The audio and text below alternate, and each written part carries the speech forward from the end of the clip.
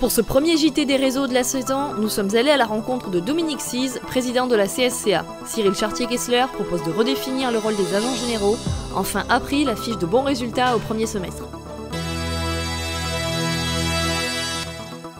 Adoptée par la Commission européenne en juillet dernier, la directive sur l'intermédiation sera soumise au vote définitif du Parlement européen en 2013. Rencontre avec Dominique Cise, président de la CSCA.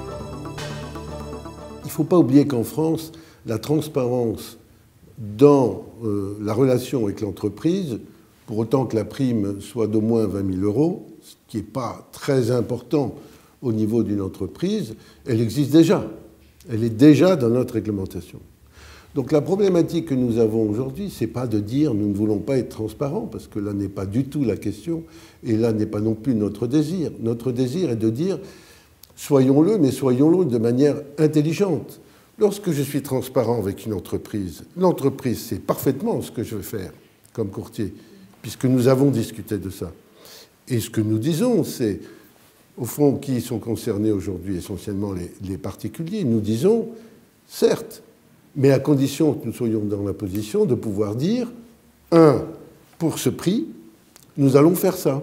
Parce qu'un prix sans prestation ne veut rien dire.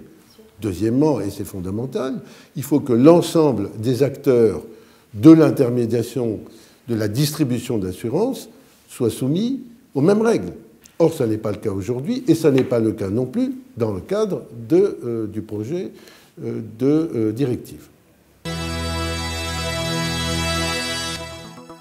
Cyril Chartier-Kessler a présenté en fin de semaine dernière les résultats de son baromètre sur la croissance et la rentabilité des assureurs, abordant également les réseaux de distribution. En juin dernier, sur le sujet de l'assurance dommage, il proposait de redéfinir le rôle des agents généraux afin d'améliorer leurs résultats. Ce que nous soulignons dans notre baromètre cette année, c'est l'arrivée complètement en limite du modèle de distribution par agents généraux, non pas tellement en termes de rentabilité pour les compagnies, puisqu'on voit un excellent niveau de résultats nets sur fonds propres, mais réellement en termes de croissance d'activité et de prise de contrat. Sur les risques de particuliers, on voit que les réseaux d'agents généraux, en fait, ont des portefeuilles qui fondent, d'une part en automobile, et surtout très très fortement en multirisque habitation. April se porte bien au premier semestre et annonce une hausse de son chiffre d'affaires consolidé de 1,9% en publié et de 1,6% en proforma. Les commissions de courtage progressent de 0,5% et les primes d'assurance s'affichent en hausse de 4,4%. Le chiffre d'affaires consolidé de ce premier semestre est évalué à 384 millions d'euros. Retrouvez vendredi dans News Assurance Pro le détail des résultats.